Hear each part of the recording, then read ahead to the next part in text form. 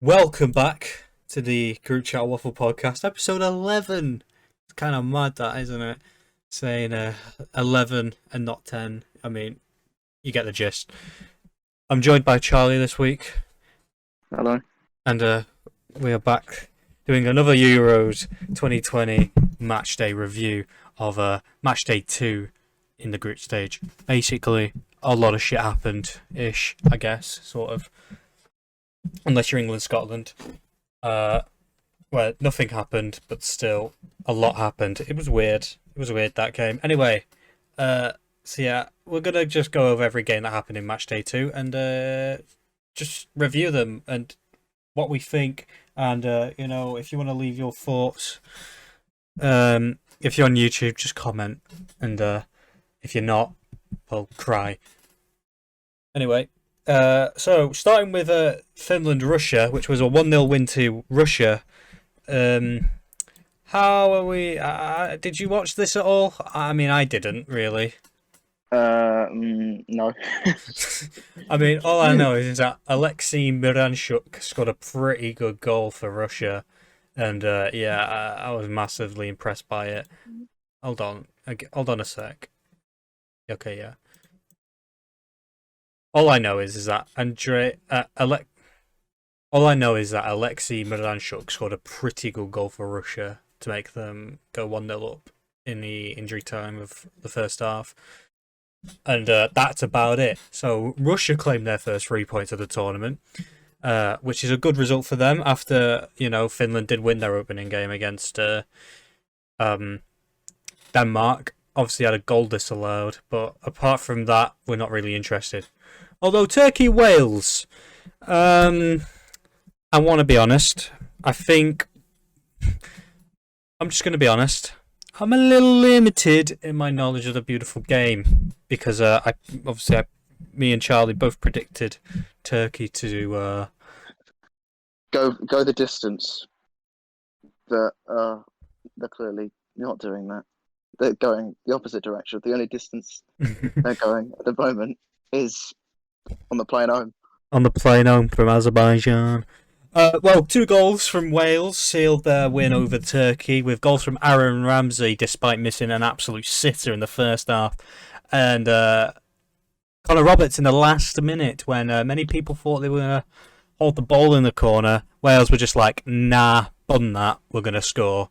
And Gareth Bale had a very mesmerising game with 2 assists. That ball for Aaron Ramsey was inch perfect. And what did you make of this game? Because it's so polarizing because Turkey, I mean, they just can't finish, and Wales, they actually look pretty good. I'm not sure whether I can't remember who was up front. It was either number 17 or number 19. I can't remember exactly. It was one of those numbers.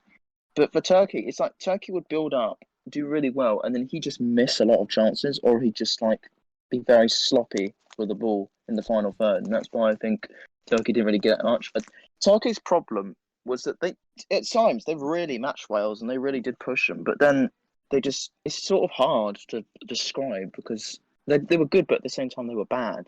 Yeah. As a dark horse, they're really letting me down. Are we very limited in our knowledge of the beautiful game? Yeah, probably. I suppose so. Yeah, it's one way to describe it. So yeah, Turkey, bun you, and we're going to be making Wales our dark horses. I guess. Yeah. Always bank. On to another dark horse who aren't really dark horses anymore. Italy, they won 3-0 against Switzerland after 2 goals from Manuel Locatelli and Ciro Immobile, which helped seal their qualification into the next round of the tournament. Italy, man, they just look so good, don't they? Just everything about them. 3 shots on target for them, right? And they bagged all 3. Yes, they need to produce some more quality chances, but I just think they're so clinical whenever they get those chances.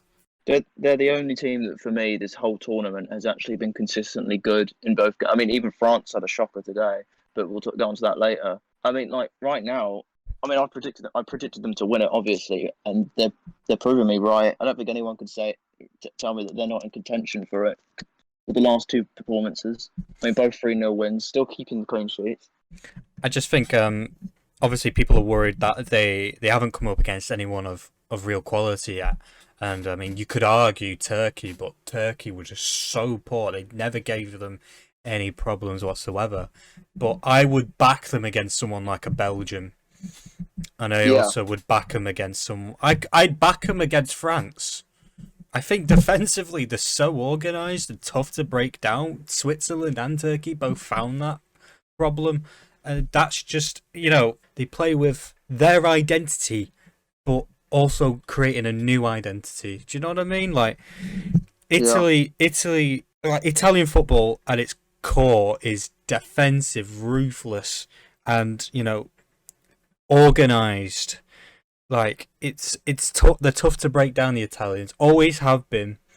But Mancini's just coming in like, we're going to keep that identity, but I'm going to give us a new one sort of thing. I'm going to change it a little bit. I'm going to make us a little bit more expansive, a little bit more fluid. And, this Italian side, it gets me excited. And they're the only team that I think I've come across in this tournament that I would not want England to play. Yeah. Yeah, so Italy proving me and Charlie right. Turkey, take notes. Ukraine beat North Macedonia 2-1. Yarmolenko and Yaremchuk were the scorers for Ukraine. Alioski scored for North Macedonia despite missing a pen initially, and then he volleyed it in to score in the 57th minute. Unfortunately, it wasn't enough, as the two early goals from Ukraine obviously meant that they then ended a 6-game losing streak at the European Championships. There we go. Very professionally done, Charlie. Well done. But yeah, I thought Ukraine again showed their really good attacking quality. I'm a big fan of Yarmolenko when he plays for the Ukraine. He's always been sort of their most important player, Yarmolenko. I remember him at Euro 2012. He was a very good player for them. I think he gave England all sorts of problems when we played them in the group stage, I remember. But yeah, this Ukraine side, I like him. I really do like them. I think they could get through to the next round. And I think a lot of people underestimated them, including myself. I don't know where I put him in my prediction. Yeah, I can't remember myself, but I remember you saying something about, on the topic of Yarmolenko, you said that despite having a sort of like a good season this season, you think that if he went to West Ham or a big club earlier, he might have been double the player he is now. Yeah, I think Yarmolenko, obviously, he's been touted throughout his career as the sort of next big thing coming out of Ukraine. But the thing is, he never got that big career move that he should have got early in his career. And I just can't help but think if he got that move earlier in his career, he would be the double the player he is now. Because I think that man's got bags of ability. He's just never honed it. He's never really improved upon it, and I think that's more down to the fact he never got that big move as a kid. But I'm glad he's starting to show what quality he's got now, because I'm a big fan of Yarmolenko. Have been for a while. Roman Yaremchuk as well. What a good player. I think he's got 2 goals and an assist, or 2 goals and 2 assists at this tournament. Let me just look. 2 goals and 1 assist. He's proving to be a real thorn in a lot of teams' sides at this tournament. So yeah, I'm a big fan of this Ukraine side. Also, I want to just say, my boy Viktor Sagankov got on the pitch. That is a Ukrainian wonder kid there. I mean, he's 23. Or was he 22? He's 23. But yeah, he's someone who people really should keep an eye on this summer. Someone who could get a big move, hopefully, into a better team at Europe. So yeah, after Ukraine beat North Macedonia 2-1, they are one step closer to qualifying out their group, despite many people doubting them. So yeah, moving on to Denmark-Belgium. An exciting start, to say the least, for Denmark, as they went 1-0 up within 2 minutes. Obviously, very highly emotional game. There was a lot riding on it, and if I'm honest, Denmark should have probably won it. They dominated Belgium, statistically. as I should say. 21 shots to their 6. I mean, Belgium just never really got going. I feel like De Bruyne, when he came on, he sort of controlled the game a bit more. He dictated Belgium's game a lot more, and he really got them out of jail. So yeah, I mean, how many times have we seen De Bruyne do that for Man City? I mean, he comes into the midfield, he stabilises it, and then also he ignites attacks. He's just that type of player, really. And yep. I still think Denmark should have won. Poulsen getting the early goal, and then it's sort of I think Belgium's attack just unfortunately just overwhelmed them. Yeah, I think we've discussed it before that Belgium's defensively they are not as great as people make them out to be honest. Yeah, I mean, this game further backs up our point that Belgium's defense is really a call for concern. It's an aging, sort of slower defense. I don't think Jason Denayer was even. I mean, none of their defense was even that great. But Jason Denayer looked shocking in the first half. He was getting skinned. But Belgium, with their quality, obviously managed to carve out a good result for them, and they obviously advanced to the next stage of the tournament. But who they get in the knockout stage is going to make or break their tournament, in my opinion. Because yeah, definitely. If they get someone big and they beat them, they can go far. But if they get someone big and they get beat, well, I think it further backs up everyone's points, and I think it'll be a make or break for Belgium next year as well, as they head into the 2022 World Cup, if they qualify, but they will. So yeah, I think this golden generation for Belgium could really go trophyless. And obviously that's a cool concern, really, when you've got De Bruyne, Mertens, both Hazards, and you're not winning anything. It's quite unfortunate, to be honest, that they're. But I feel like this Euros they're just looking to seize that opportunity and be like, yeah, last World Cup realistically, you look at the tournament they had, they knocked out Brazil, and they should have really gone to the final realistically if they turned up against France, because they still got equal France in the attacking front, but then defensively they're just not as, they don't have that depth. But I feel like now even Deschamps said that the Euros is harder realistically than the World Cup. So Belgium are going to be looking at that and thinking France is clearly struggling. They're openly admitting that they're struggling. Yeah, I think we will get on to France later, because we will definitely raise some interesting points about their performance against Hungary today. But on to Belgium's neighbours now, the Netherlands. They managed to win 2-0 against Austria after an impressive performance from the Belgian... what the fuck? Okay, Netherlands attack with Memphis Depay scoring a penalty. Denzel Dumfries scoring again for the Netherlands to seal the 3 points for the Netherlands, who now also advance into the last 16. I mean, what is there to say? Oh God, just knocked my mic over. I think the Netherlands, they're starting to impress me a little bit. I will say I maybe have underestimated them a little bit. I just thought Frank de Boer is not very good as a manager, and their defense isn't very good. But once the Licks came into that back line, I thought they looked a lot more stable at the back, and they really limited Austria's chances, and really nullified their quality, and most importantly nullified sort of Marcel Sabitzer's influence on the game. And David Alaba obviously didn't really do a lot either. I mean, they weren't really good, Austria, defensively either. So yeah, I was impressed with the Netherlands. They're definitely a team that I will keep an eye on, and I will hold my hands up and say that I was wrong about them, but there's still time. We'll see what happens. What do you make of the Netherlands' performance? I think it's just Depay and Wijnaldum shining again. It's just they're they're a team that at the moment for me is growing more and more into this competition as it's gone on. Obviously, at the start we predicted them not to do as well, and they've proven us wrong. They've progressed into the next round. Depay's obviously just recently got his move to Barcelona. Oh yeah. He's relishing. I think he's relishing in that new challenge, and he's looking to Koeman and saying, "Look, I'm doing it on the big European stage. You can trust me." On to Sweden and Slovakia now. Well, Sweden. I've got to say one thing. Alexander Isak, what a player! What a player he is! I'm very excited by this. I think he's 19, something like that. I mean, I think it's like 21. I thought I saw. Yeah, 21. Yeah, 21, and he plays for Real Sociedad.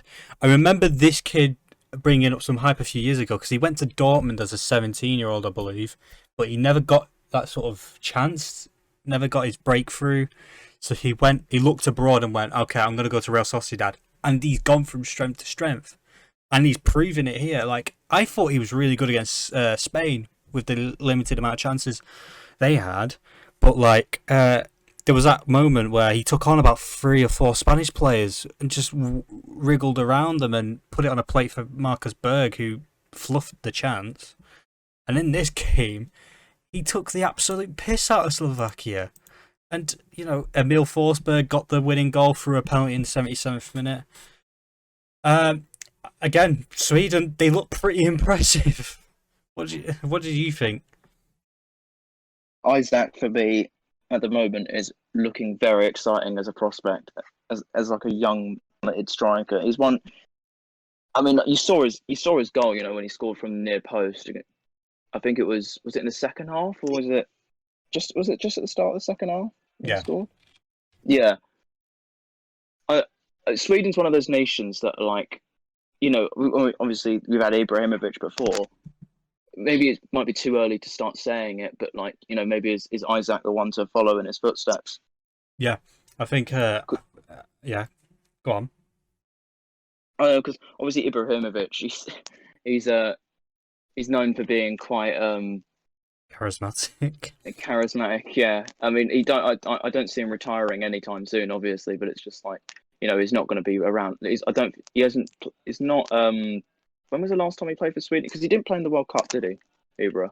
No, he didn't. No. No. So obviously, on the international front, I don't think he's really like pushing to play for that anymore. But you know, he was Isaac's injured going the into one. this. He was injured going into this tournament because he was meant to play for them, but he got injured. Oh, was he? Oh, I think like despite that though, it's just like, you know, Isaac for me, there's been reports that there's a lot of Premier League clubs already watching him Liverpool, and looking at him. Yeah. Arsenal's one, I think, as well. Yeah. Or maybe even Chelsea if they don't land Haaland. Yeah, I mean, I see a big move coming for Isak. If he gets his goal, it'll be thoroughly deserved.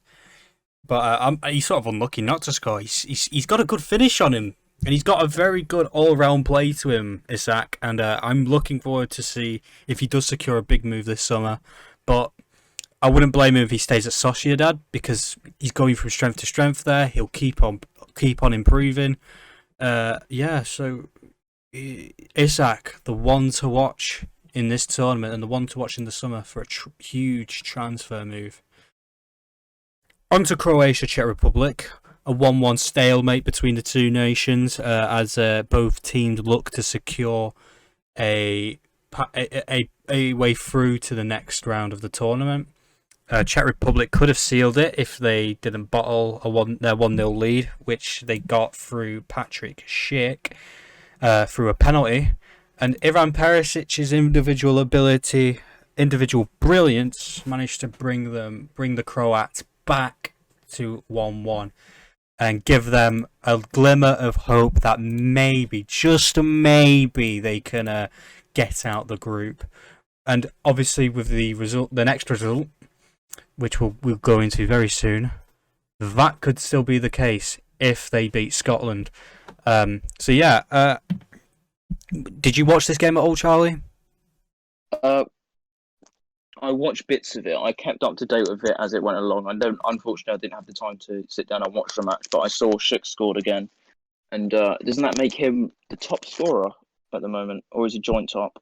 I believe he is the top scorer, yes, with 3 goals. He obviously scored twice against Scotland and one against Mm, Croatia yeah, yesterday. he's Yeah, he's he, joint top with Ronaldo. yeah, obviously the Leverkusen striker in the Bundesliga, and he's come to the Czech Republic, and I think the Czech Republic's been lucky really because they've had 3 players that have had really good seasons. I mean, Schick at Leverkusen, and then Kufau and Souček at West Ham. Yep. I think they're really benefiting from their form this season, and they've.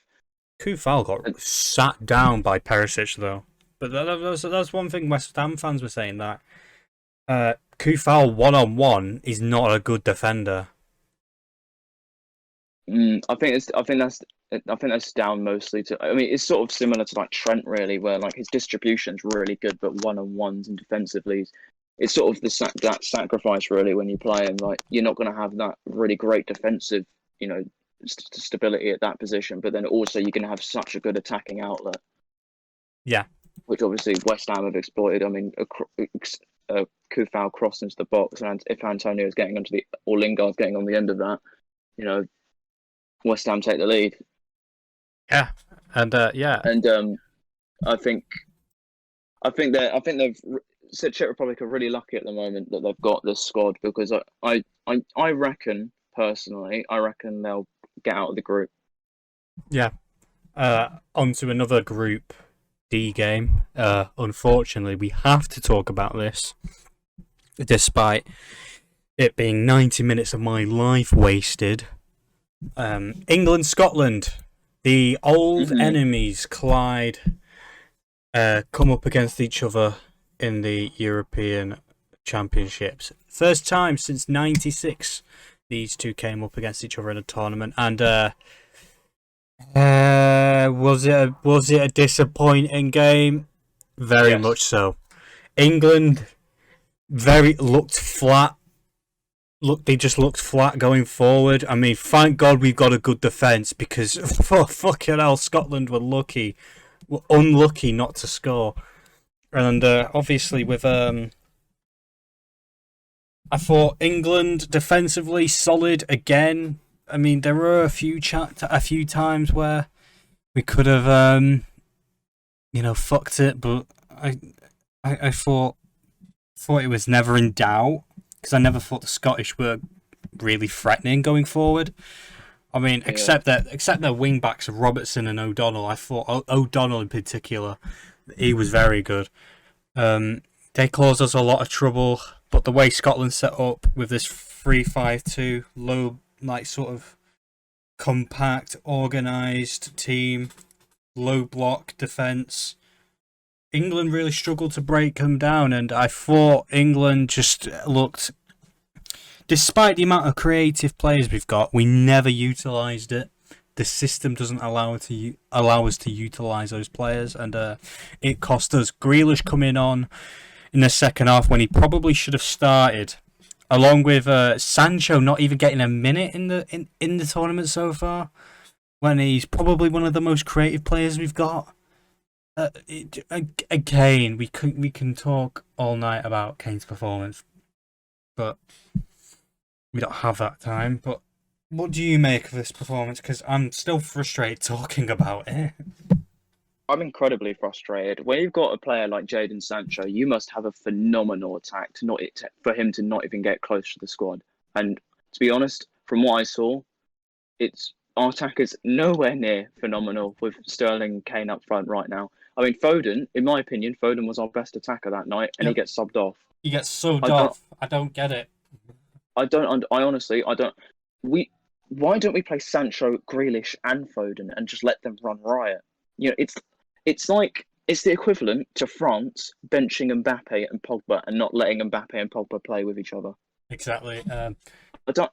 Why would you not utilize your best starting 11? It's like maybe he's resting players, or maybe I don't know. Maybe there's a few rumors going around that Southgate sort of maybe wants to get second or something to try and progress easier. But the thing is, I feel like we as a team, as England, we will never get better if we keep constantly trying to progress through European tournaments and struggling against these sort of teams. That because Scotland, they sort of remind tonight. They sort of reminded me of like how like Colombia played against us in the World Cup, where they really went for it, Yeah, and also they played like they weren't playing dirty, but they played to leave their mark.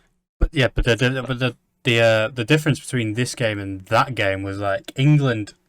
We didn't, even though despite the lack of creative players we had in that tournament, we still broke them down. We still had ways to get through them.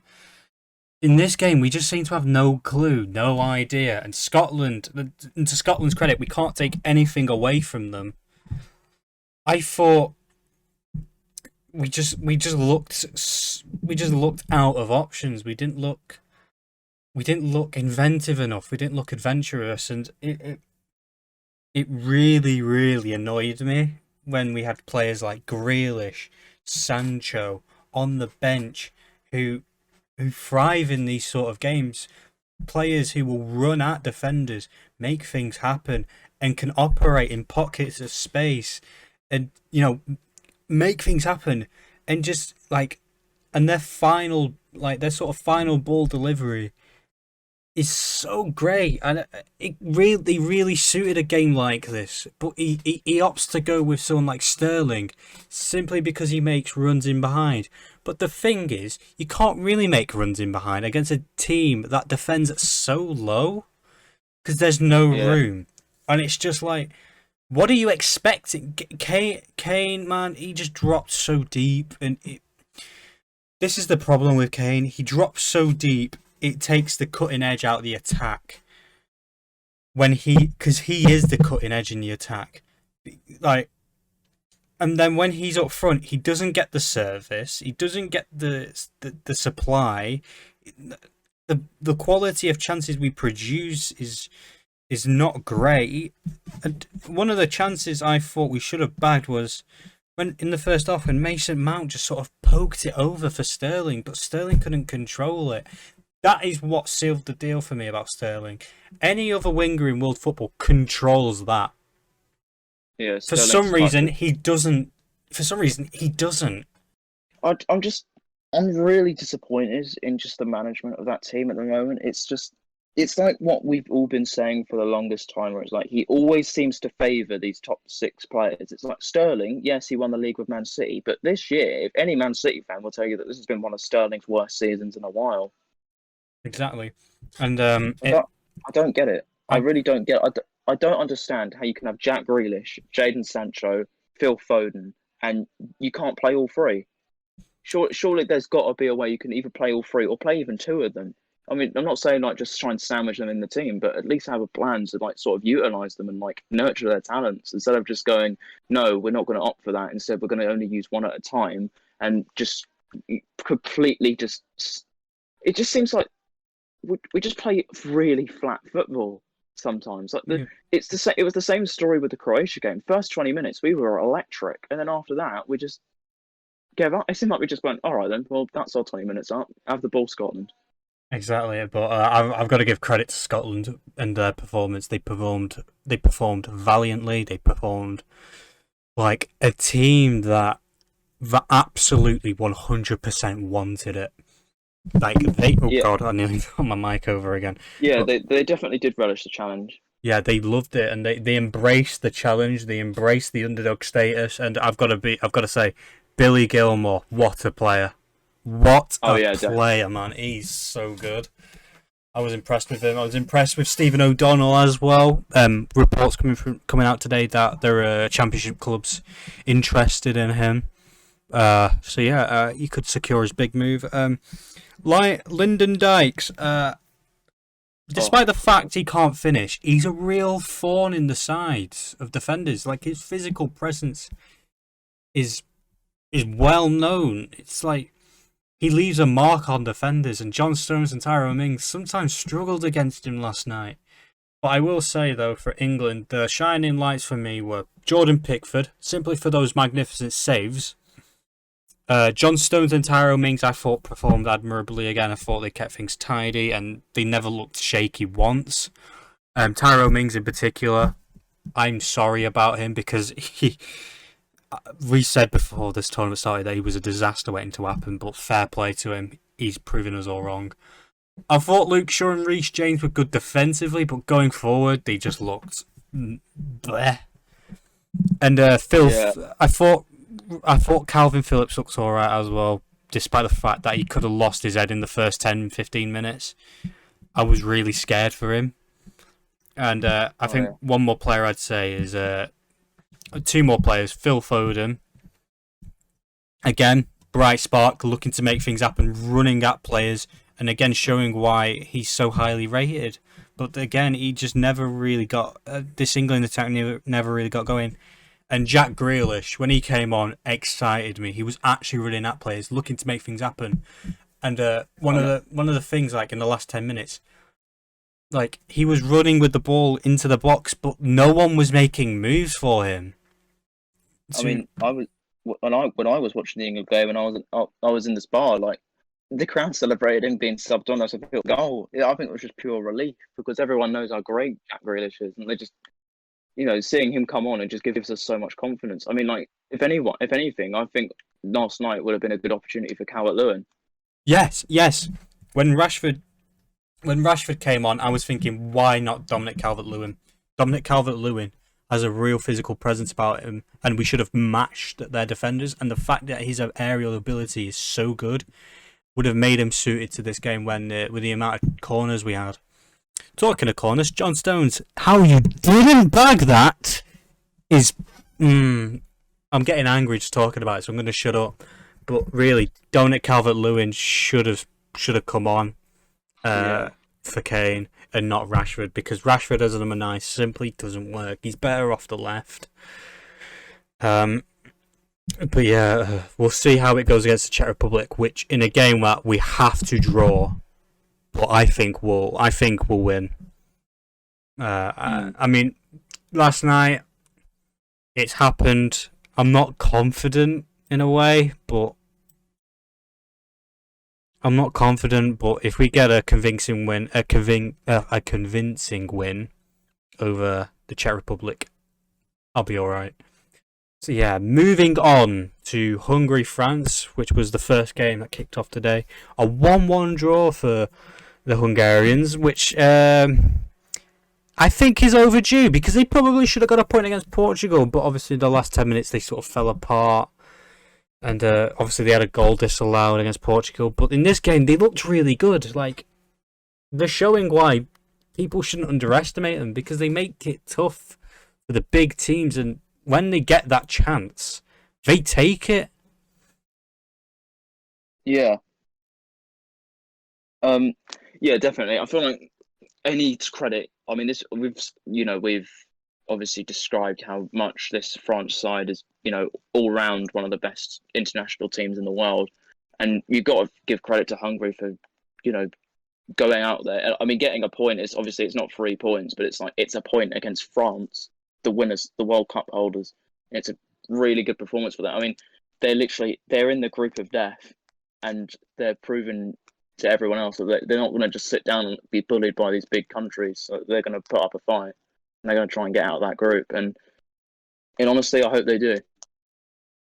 Yeah, but they will have to play Germany, who of course won today's game 4-2 against the mighty Portugal. Come on, Cristiano, where's that penalty now, you dickhead? After last week with my calamitous fucking prediction of accidentally predicting that Ronaldo would ghost the whole game and score a penalty. He didn't score a penalty this time, but he did score in the first 15 minutes, which everyone was getting too excited about. But I thought Germany, they looked really good. I'm impressed. I'm proud to be a quarter German again. And yeah, I thought Germany looked on top of their game. They looked, and they're starting to prove me wrong. And that's something I really wanted. It's something that it was something that I was hoping for, that Germany would prove me wrong. Because obviously I support German football simply for the fact that I'm quarter German and my nan's German. So yeah, German heritage means I want Germany to do well. So yeah, I thought going forward defensively they looked pretty good, Germany, despite the fact they conceded 2 goals. What did you make of their performance? Very, very, very good. Well, I think Portugal just got exposed for their defensive flaws that game. Two own goals is never excusable for that. But that's not to take away from Germany, because Germany, it's not as if Portugal just scrambled in two own goals. Germany really went for it, and they forced those own goals by getting into Hmm. those tight areas and really pushing them down to the wire. I Yeah. mean, Kai Havertz, obviously the goal scorer in the Champions League final for Chelsea, which obviously went on to lead them to win it. And tonight, I mean, for me at first, I thought, did that? I'm not gonna lie. When Pepe, well, not Pepe, was it? Diaz scored that own goal. I really thought Havertz scored there. Not gonna lie, because Yeah. like from the camera angle, it did look like he scored. Or did he score in the end? Yeah, he did. He scored in the 51st minute. Yeah, he did get his goal. Okay, yeah, because I will say Kai Havertz is probably at the moment one of Chelsea's best, not Chelsea, Germany's best players. Yeah, definitely. I think Kai Havertz is sort of the German golden boy at the moment. He was the one who was making stuff happen, really giving Portugal a lot of problems. Kai Havertz, Ruben Diaz in particular, obviously haunting him from the Champions League final. So yeah, I think Kai Havertz is a real star in the making. I think his first season at Chelsea is something that we really shouldn't go off. Should really go off by, because he's a player with talent, and I think next season for Chelsea he'll be so high on confidence that he'll perform so much better.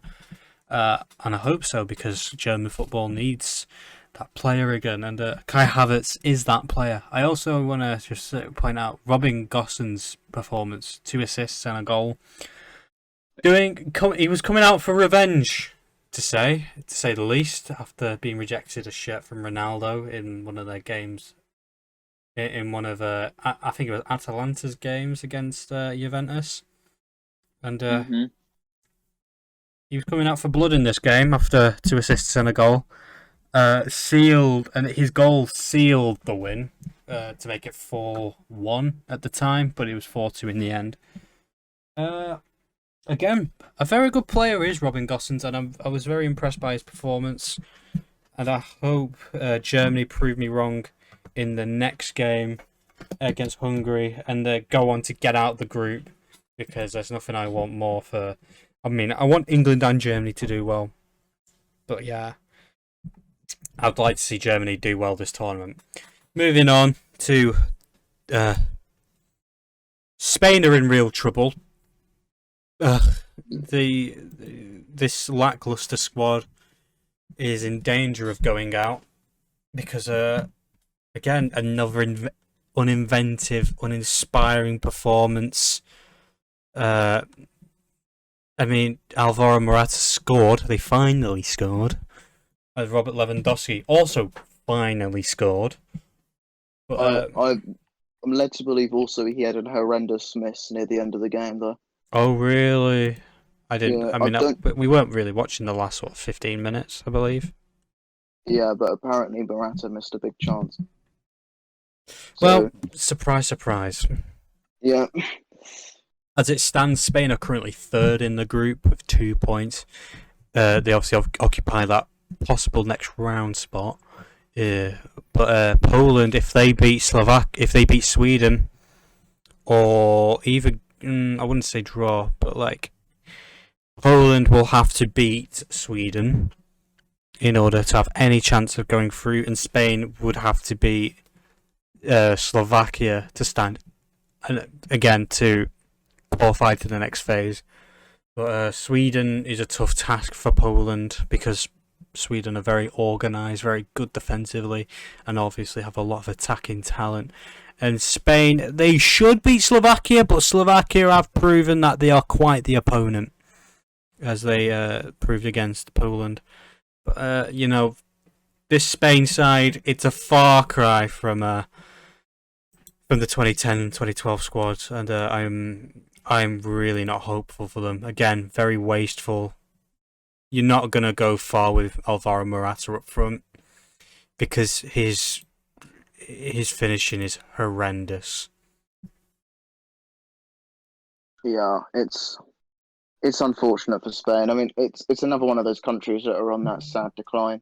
I mean, whenever I see Spain, all I see people talking about is Thiago now. Like, there seems to be not like it's not a bunch of group of players anymore that are that are talked about in terms of Spain. It's just that one player. I think to me that just shows how lackluster their squad is now, and Yeah. how and just It seems like they've lost their sort of identity in a way, or they're trying to like sort of be like they're trying to sort of play with that identity, but they just don't have the players for it.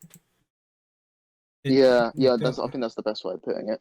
I think one player that they can really hold their head up high and say that is a real phenomenon is Pedri. I think Pedri's performed admirably over the past two games, especially against Sweden, making stuff happen. But this is a very lackluster Spain side that I am not hopeful for this tournament.